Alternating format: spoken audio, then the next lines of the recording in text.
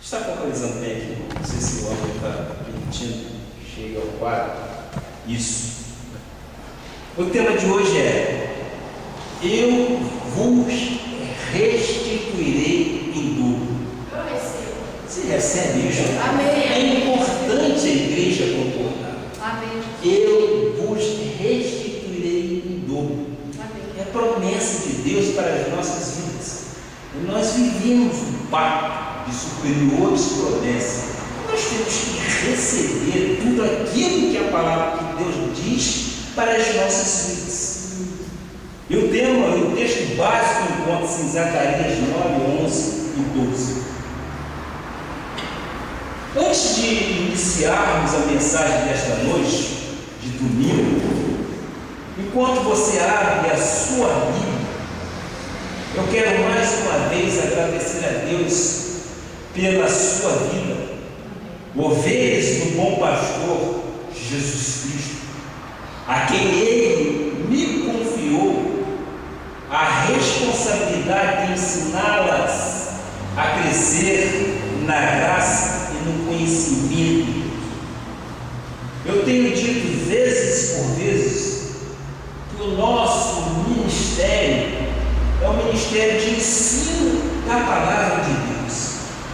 E esta palavra, nós sabemos que ela é viva, ela é eficaz, e ela não pode ficar algemada, ela não pode ficar parada, ela tem que correr para que outras pessoas conheçam a verdadeira graça de Deus.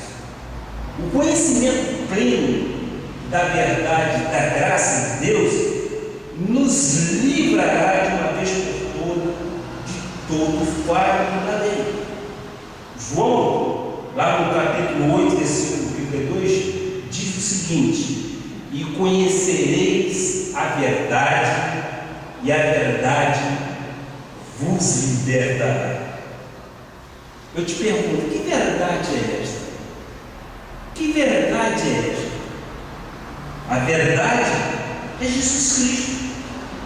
Jesus, certa vez, disse aos seus discípulos, também em João 14,6: eu sou o caminho, eu sou a verdade e eu sou a vida. Ninguém vem ao Pai se não for por mim. Portanto, nós cremos que conhecereis a Jesus e Jesus te libertará. Olha, veja só como são as coisas. Ele diz: eu sou o caminho, eu sou a verdade. E a palavra de Deus diz: conhecereis a verdade vos libertará. Que verdade é essa? A verdade é Jesus Cristo. Ele é o caminho, Ele é a verdade e Ele é a vida.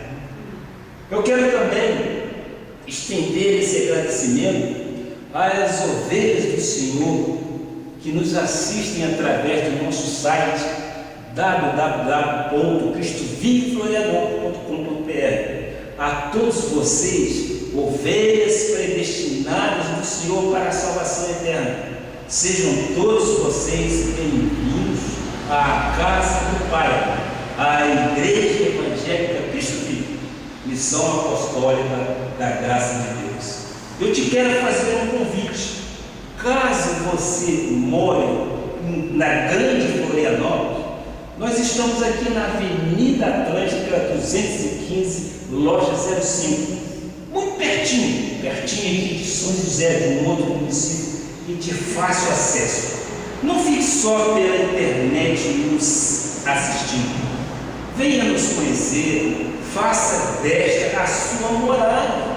Aqui nós estamos em pastos verdejantes e para nós é um prazer muito grande receber você. Sabemos que temos muitas visitas no nosso site, por isso eu digo, não fique só na internet, venha conhecer a gente, quebra este rótulo, quebra esse estigma de que não pode ir a uma outra igreja ou não pode vir à Igreja da Graça. Jesus é o bom pastor e é isso que nós ensinamos a todos vocês, amém? Agora sim, vamos então ao texto bíblico ou o texto básico de hoje, cujo tema é: eu vos restituirei em dobro. O que diz então a palavra do Senhor? A palavra do Senhor diz: quanto a ti, Sião. Sião, evidentemente, é a igreja, certo? Sião é a igreja. Por causa do sangue da tua aliança, tirei os teus cativos da cova em que não havia água. Voltai à fortaleza, ó presos de esperança. Também hoje vos anuncio que tudo vos restituirei em dobro. Eu recebo. Você recebe o Espírito? Recebe sim. Tenha isto no teu coração, que o Pai vai fazer com que tudo retorne à sua vida. Que esta palavra abençoe os vossos corações. Oremos a Deus. Incline então vossas cabeças. Pai amado e Pai bendito, eu não me canso de dizer que Tu és soberano em minha vida, e eu me submeto inteiramente à Tua vontade, pois eu sei que a minha suficiência vem de Ti, meu Pai. E neste momento, Pai, nós abrimos nossos corações, aquietamos o nosso espírito para ouvir a Tua voz, a voz da revelação da graça de Deus, a voz que ecoa neste mundo com sabedoria revelada de antemão para nós, os gentios, que somos eleitos do Senhor. Meu Pai, eu te peço neste momento, e coloco, meu Pai, meu pensamento, minha mente cativa à Tua obediência, e te peço que Tu me dês sabedoria para que eu possa transmitir às Tuas ovelhas aquilo que Tu queres que eu diga através do Teu Espírito. Usa-me conforme o Teu querer, em nome de Jesus. A Ti eu me submeto com reverência ao Senhor. Eis-me aqui, envia-me a mim, para que esta palavra corra e não fique algemada, em nome de Jesus. E todo o povo que ama esta palavra diga amém, amém e amém. Glória a Deus. Meus filhos na fé, pedras preciosíssimas de Jesus, eleitos e predestinados, sabemos desde antes da fundação do mundo, somos eleitos e predestinados para o louvor da glória de nosso Senhor Jesus Cristo. Vocês são mais do que vencedores, e podes todas as coisas em Jesus que te fortalece. Ele é o nosso socorro bem presente nas horas de tribulações. Creia e receba que Deus te dará em dobro tudo aquilo que você tenha porventura perdido.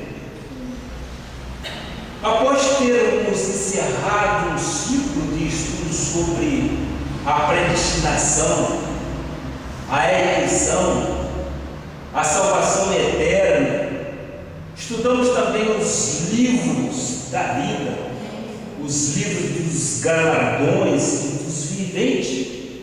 Obtivemos, evidentemente, um bom aprendizado sobre a nossa origem e a nossa posição espiritual em Cristo Jesus. Hoje, sabemos que temos direito a comer o melhor desta terra. Amém. A palavra do Senhor anunciada ao profeta Zacarias é de que hoje haverá restituição em dobro de tudo aquilo que porventura o gafanhoto migrador tenha levado. Diz a palavra: tudo vos será restituído em dobro. É uma promessa do Evangelho das Boas Novas de grande alegria. O Senhor tem nos mostrado que Ele geraria em nós estabilidade e abundância, um conhecimento que restituiria tudo que perdemos, tudo Ele faria em dobro para nós. Essa é a promessa que está em Zacarias. E eu começo explicando que a restituição é um processo que você tem que seguir, é um método, é uma razão pela qual você tem que se programar. Deus trará de volta o que o inimigo roubou nas nossas vidas. Nada, absolutamente nada está perdido. Nada se foi para sempre.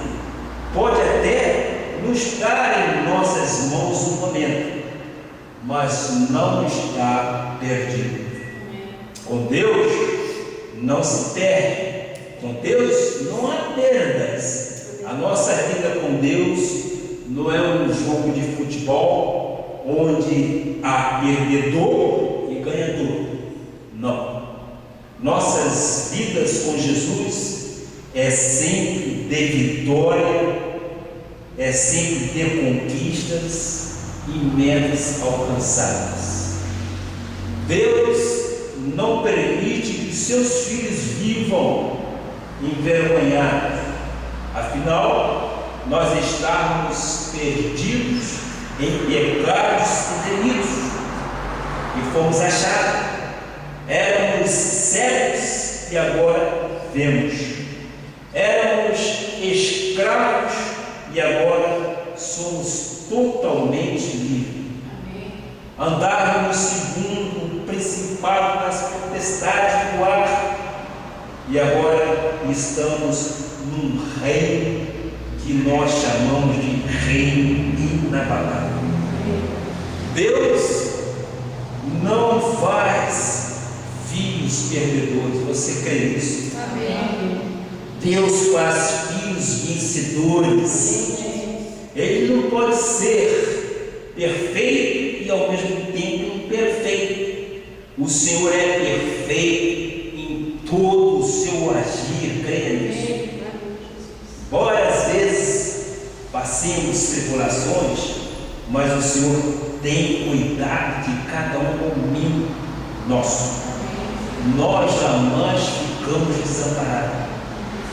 O mais importante é que Deus sabe como trazer a restituição de todas as coisas.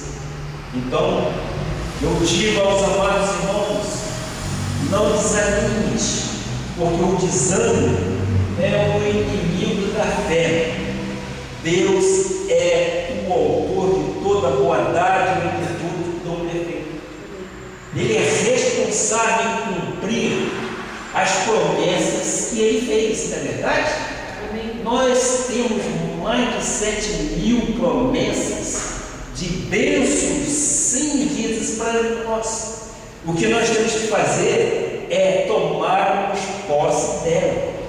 Ele não é homem que minta, nem filho do homem, para que não faça aquilo que Ele prometeu. Há na Bíblia, portanto, estas promessas, e Deus é o responsável em cumpri-las. Concorda comigo? É Ele o responsável em cumpri-las. A restituição total pertence a cada filho de Deus.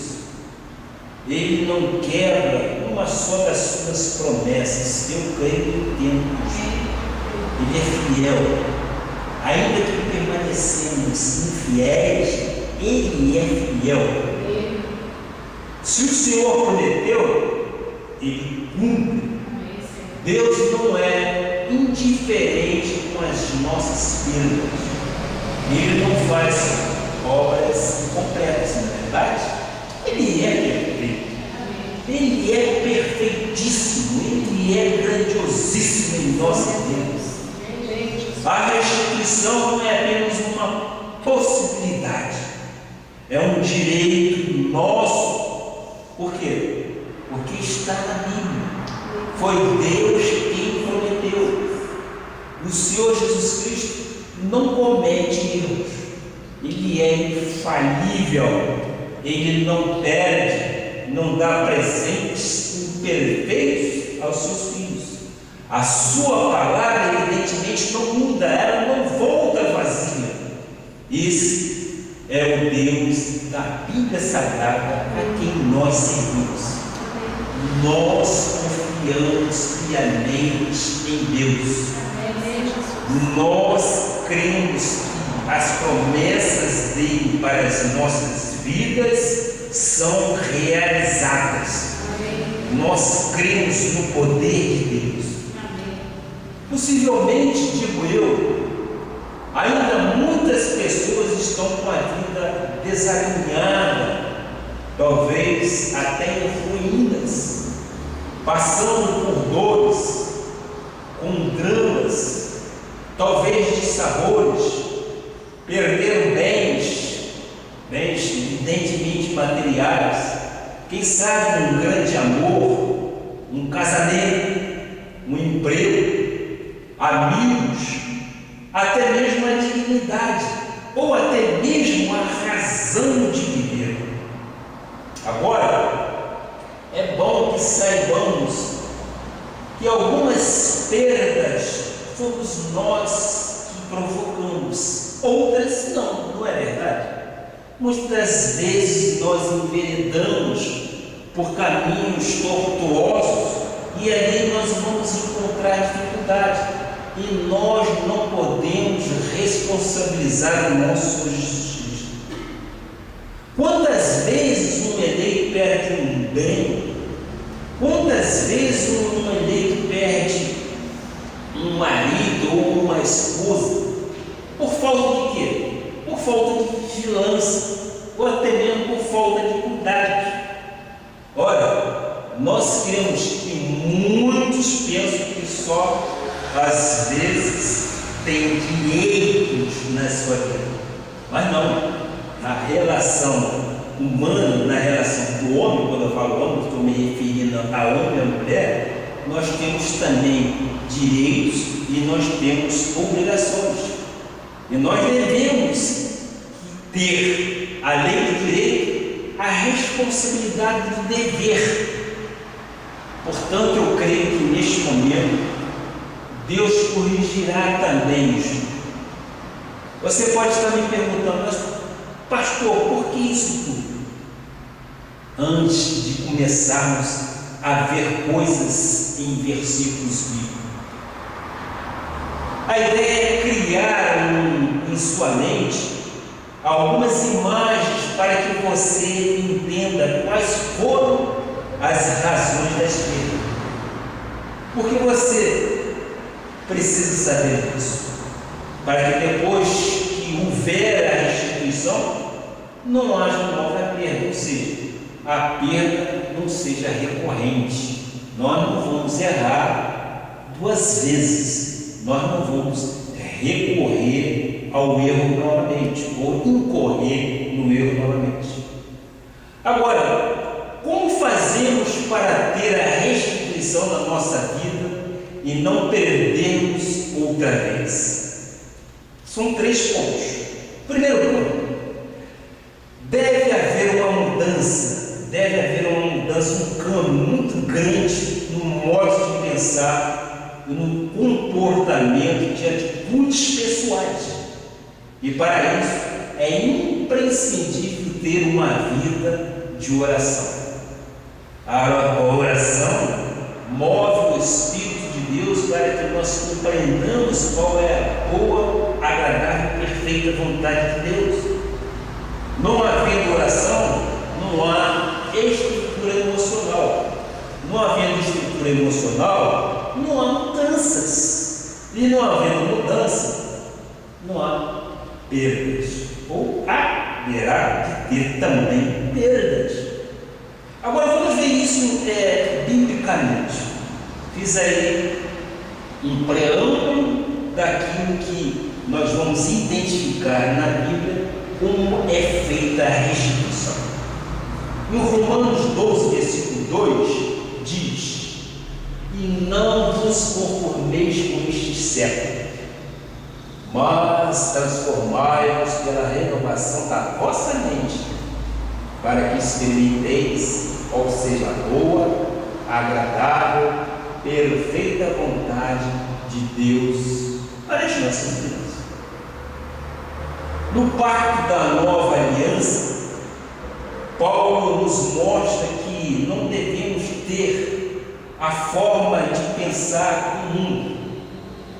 Evidentemente que quando a palavra de Deus diz renovar a nossa mente, nós entendemos que a nossa mente sempre está ocupada com alguma coisa. Você concorda comigo? Concorda comigo? Se nós temos que renovar, porque ela esteve ou está ocupada com alguma coisa. Se porventura estiver ocupada com as coisas de Deus, com as coisas que a Bíblia manda que façamos, glória a Deus por isso. Mas muitas vezes nossas mentes estão ocupadas com as coisas deste mundo. Por isso que a palavra diz: não vos conformeis com este século, ou seja, com a forma operante deste mundo. Neste mundo só há de sabor. Neste mundo nós não encontramos a verdadeira felicidade. A felicidade está em Jesus Cristo.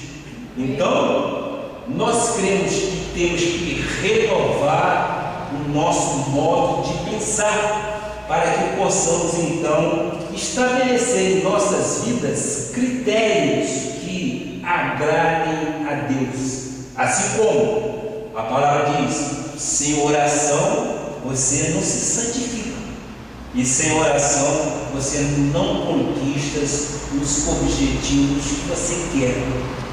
A restituição, o Deus, através do profeta Zacarias, nos prometeu isto.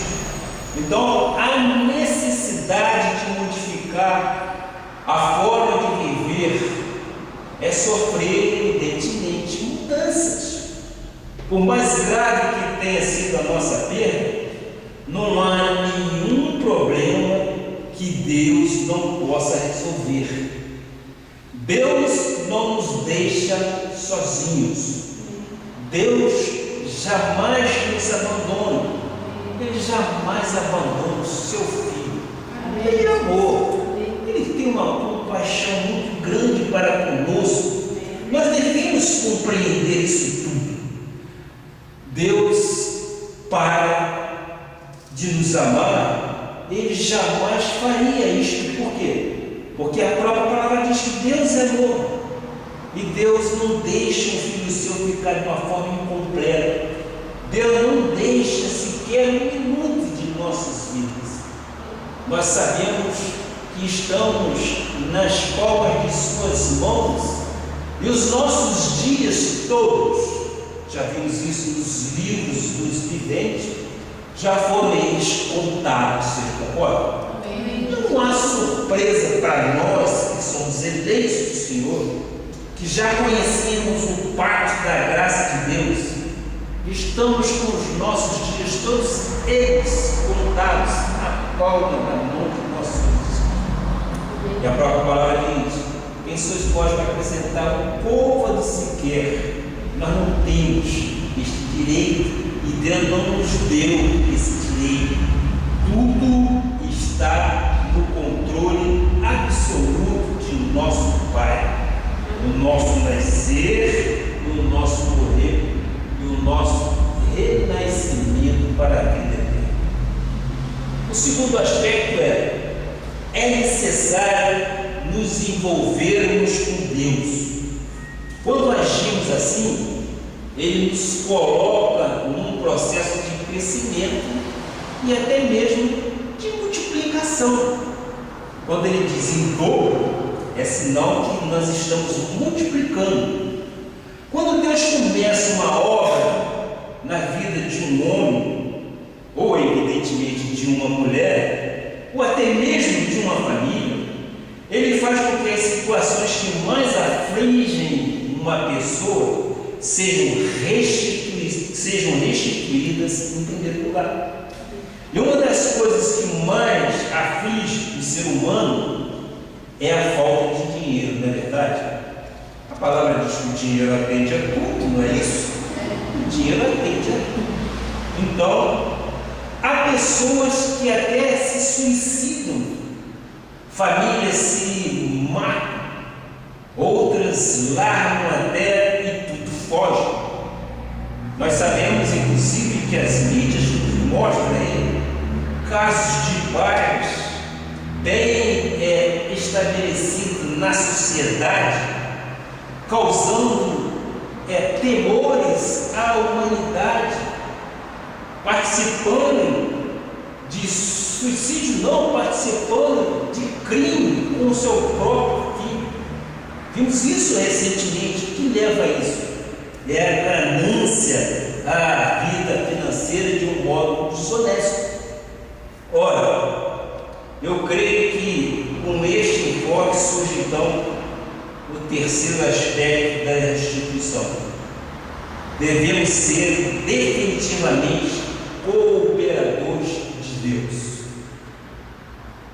Em 1 Coríntios 3, versículo 9 diz o seguinte: porque de Deus somos cooperadores, lavoura de Deus, edifício de Deus sois vós.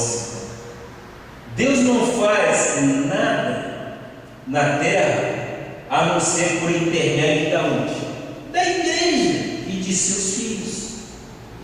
Ele não precisaria que nós construíssemos igreja, não é verdade? Ele não precisaria de nada disso. Que igrejas usassem inclusive canais de televisão, rádio, pois bastava um sopro de nosso Senhor Jesus Cristo e tudo iria acontecer, não é verdade? Os ministérios surgiriam e tudo se tornaria perfeito, mas é preciso que sejamos cooperadores de Jesus Cristo. E isso me faz lembrar exatamente aquela passagem que Lázaro estava morto. Jesus Cristo, na sua plenitude de divindade, ele poderia simplesmente ressuscitar Lázaro.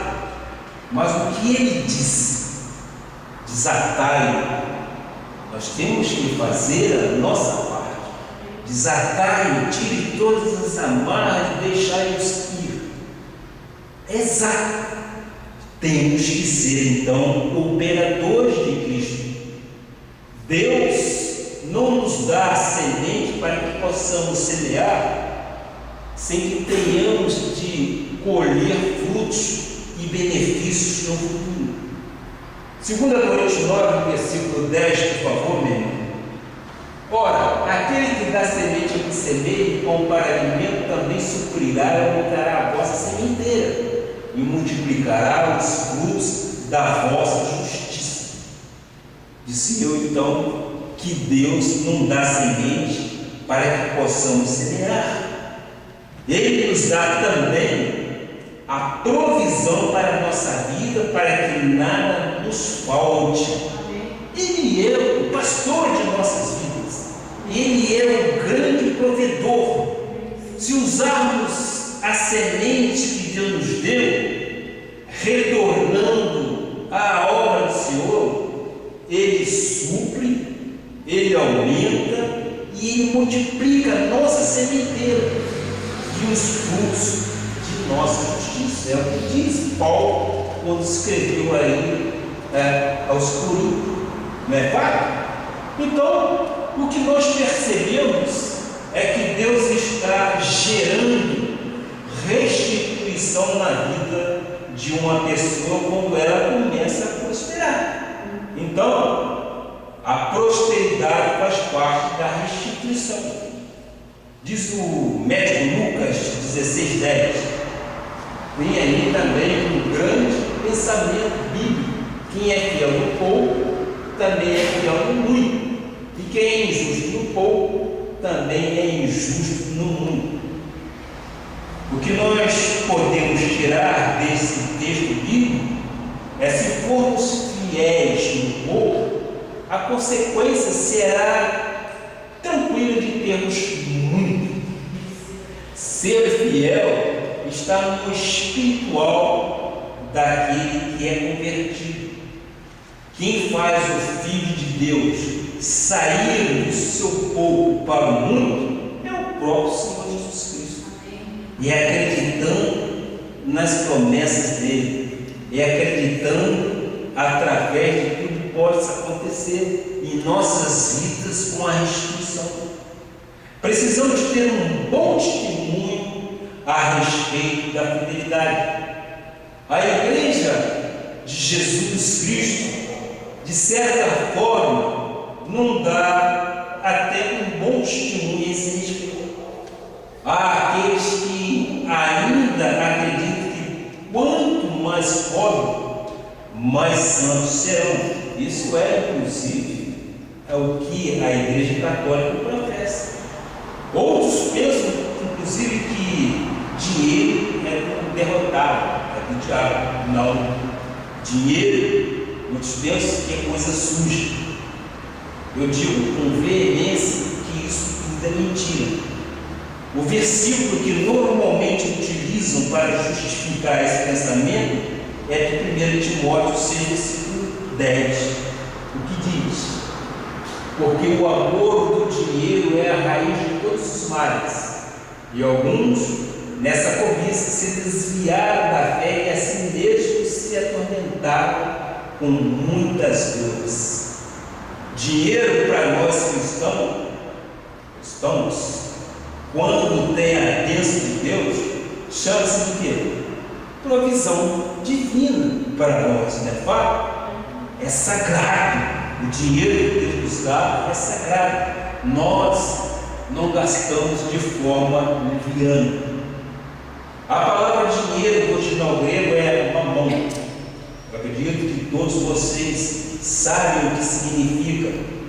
As coisas do mundo, o amor pelas coisas do mundo, o amor pelo dinheiro do mundo.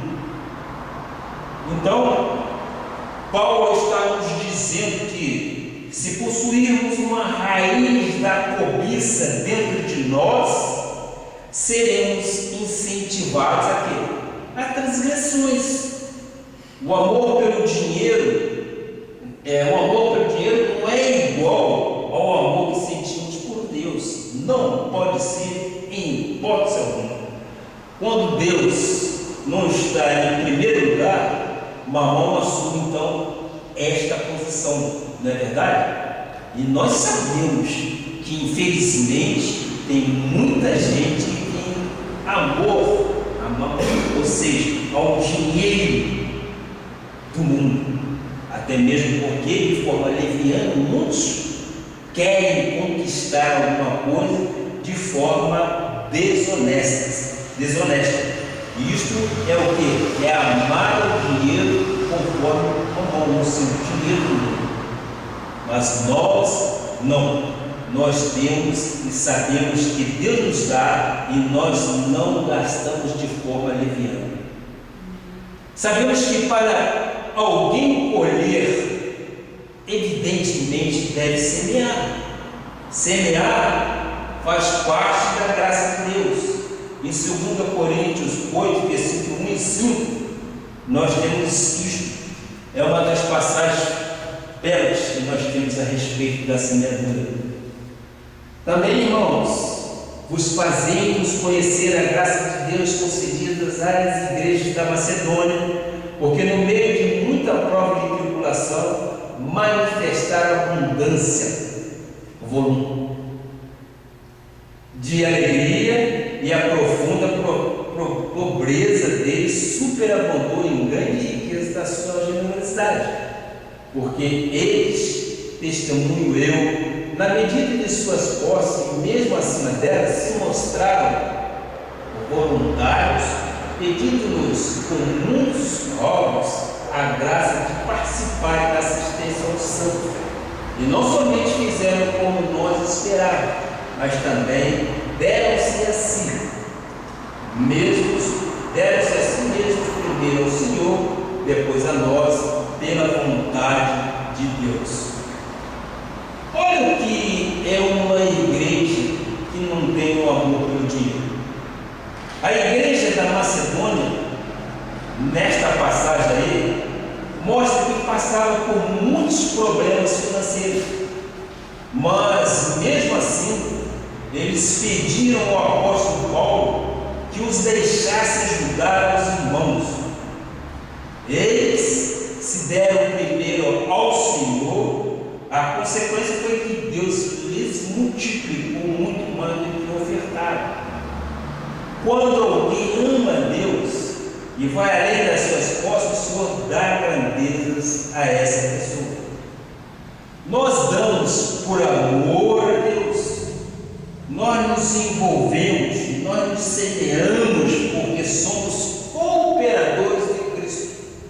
Quando colocamos Deus em primeiro lugar, estamos mudando a nossa atitude mental, estamos mudando a nossa natureza.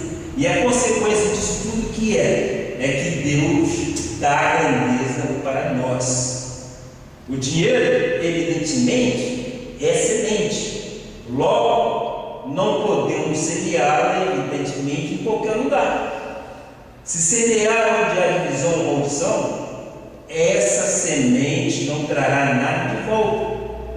A semeadura deve ser feita onde nós nos alimentamos, onde somos pastoreados e ensinados. Também é errado dividirmos a semente, ela é do Senhor. E isso em Gálatas 6, versículo 6. Por favor. Mas aquele que está sendo instruído na palavra, faça participante de todas as coisas boas aquele que o instrui. Se somos instruídos, se somos ensinados na igreja, devemos fazer participante das coisas materiais também. A vida material e financeira são exatamente como uma corrente sanguínea em nosso corpo. Se interrompemos, corremos o risco de quê? De gangrenar, não é isso? O membro que ficou sem circulação de sangue pode vir a perder. É preciso então deixar o quê? É preciso deixar o sangue fluir. É preciso fazer sempre que Deus nos dá semente para que possamos então germinar na obra do Senhor. Graças a Deus que nós somos um povo temente a Deus, um povo que conhece o pacto da graça de Deus, um povo cooperador e comprometido com a obra. E nós somos sempre colocados em triunfo, nós somos sempre levados em regozijo de vida, porque nós sabemos que as promessas de Deus para as nossas vidas estão se cumprindo gradativamente. Coisas grandes advirão para este ministério. Nós temos orado e nós sabemos que grandes coisas tem o Senhor para nós. Haverá sim também multiplicação de membros nesta igreja. Amém. Nós seremos pessoas influenciadoras no Estado. Amém. Esta é a promessa. Agora, quando isto vai acontecer, temos que orar ao Senhor, temos que nos cooperar mutuamente para que isso tudo aconteça. Eu quero continuar então lendo o versículo 8, versículo 6 de 2 Coríntios 8, 6, por gentileza. O que nos levou a recomendar que, como começou, assim também complete esta graça entre vós. As atitudes evidentemente generosas da Macedônia eram por causa de quê? Da graça de Deus. A graça de Deus tinha que ser levada, a graça de Deus tinha que ser divulgada, e Paulo conclamou as igrejas da Macedônia para que contribuísse para que o ministério chegasse até lá. Hoje nós vemos temos a grande comissão. Graças a Deus, o nosso apóstolo Miguel Ângelo, através da Pré-TV, está veiculando vários canais, Oi, Claro, NET e outros, a palavra em graça.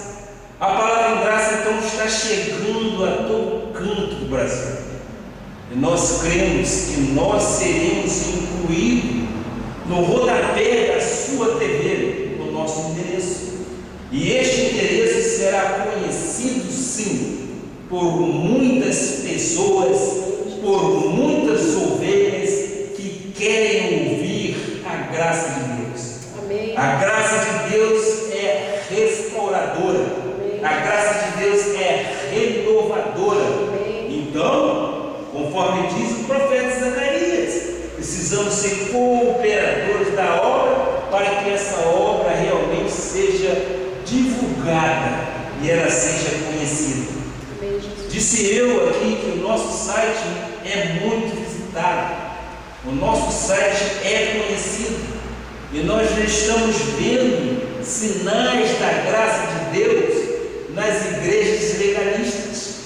Eu vi isso, tive a oportunidade de ver isso na igreja batista ontem, para a qual fui convidado e lá fui. Então nós estamos vendo esse movimento, estamos vendo as coisas acontecerem também na igreja renascer. A graça está incomodando e esta graça tem que ser incômodo, sim, para aquelas ovelhas que queiram crescer no conhecimento de Deus. E não no conhecimento do homem. O homem, para si só, nada aproveita. Mas quando há o Espírito da graça, há um crescimento grande. Há um desejo muito claro do povo de Deus que quer conhecer Deus na sua plenitude. A palavra, conforme disse em João 8,32, conhecereis a verdade e a verdade vos libertará. E Jesus disse logo a seguir: eu sou o caminho, eu sou a verdade, eu sou a vida.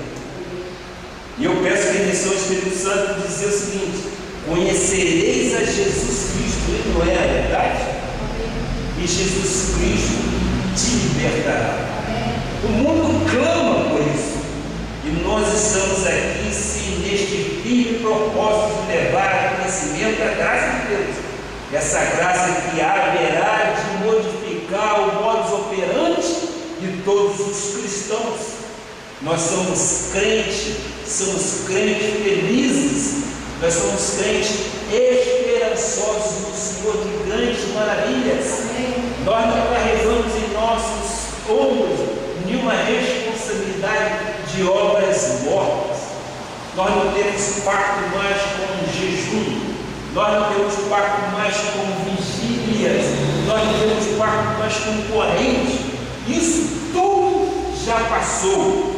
E o próprio Cristo diz que o fim da lei é Cristo Jesus. Este fim deu início a uma nova aliança. Esta aliança de superiores promessas. E essa aliança tem que ser conhecida por todos. E eu creio que Deus me ficou aqui para isto.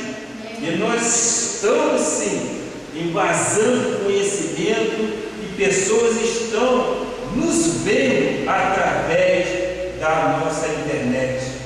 E por isso que eu clamo, eu rogo, venha até nós. Venha até nós. Nós vamos estudar a graça de Deus junto. Se desprende de julgo, se desprende de compromissos humanos, se desprende de convenções que para isso nada aproveita. Você tem que ter um compromisso cooperativo para com o Senhor Jesus Cristo. Jesus Cristo é o Senhor de sua vida. Jesus Cristo é o pastor que cuida de sua vida. Jesus Cristo tudo faz por ti. Não se prenda à teoria de homens, não, se prenda ao conhecimento bíblico que a palavra de Deus nos dá. Ela é viva e ela é eficaz. E a palavra diz que ela não volta você tem um clamor em conhecer o nosso Senhor Jesus Cristo, venha, conhece a igreja que vive, que nós estamos prontos a estudar juntamente contigo a graça de Deus. Amém. Eu quero continuar exatamente dentro do meu raciocínio, 2 Coríntios 8, versículo 7, por gentileza. As atitudes generosas da igreja de Macedônia. Como porém, tudo manifestar-se pela abundância, tanto na fé e na palavra como no saber, em todo cuidado e em nosso amor para convosco, assim também abundeis nesta graça. Esta é a graça de Deus. Esta é a igreja que tudo superabundava. É a igreja da graça de Deus. Não é a igreja que com compromissos não é a igreja que tem um compromisso exatamente com as vigílias, como eu disse. Não, é o compromisso com a graça de Deus, a graça libertadora. Continua no versículo 9, por favor. Pois conheceis a graça de nosso Senhor Jesus Cristo. Graças a Deus, nós estamos conhecendo a graça de nosso Senhor Jesus Cristo. Sendo rico, se fez pobre por amor de vós, para que pela sua pobreza vos tornasses o quê? Ricos. A palavra rico, nós não temos que tirar do nosso vocabulário, não. Isso não é soberba, não. Ele é o Deus dono de todo o ouro e toda a prata. E nós temos direitos. E direitos esses já adquiridos, deixados ao patriarca Abraão e sua família. E nós não somos herdeiros. Então, ao contrário que muitos pensam, Jesus não era pobre. Ele é o dono da prata e do ouro, não é verdade? Sabemos disso. Ele é rico. Tanto é verdade que na sua morte a sua capa foi disputada com violência por ser valiosa. Não é evidentemente de se estranhar o fato dele nunca ter comprado evidentemente uma casa ou outro bem material qualquer, pois estava ele no cumprimento de uma missão. Jesus estava pregando o quê?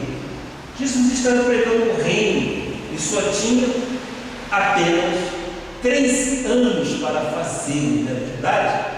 Ele veio cumprir aquilo que Deus tinha planejado para ele, que Deus se fez carne e habitou entre nós, e ele foi um peregrino e pregou durante 3 anos. No versículo 15, continuando, como está escrito: o que muito colheu não teve demais, e o que pouco não teve falta.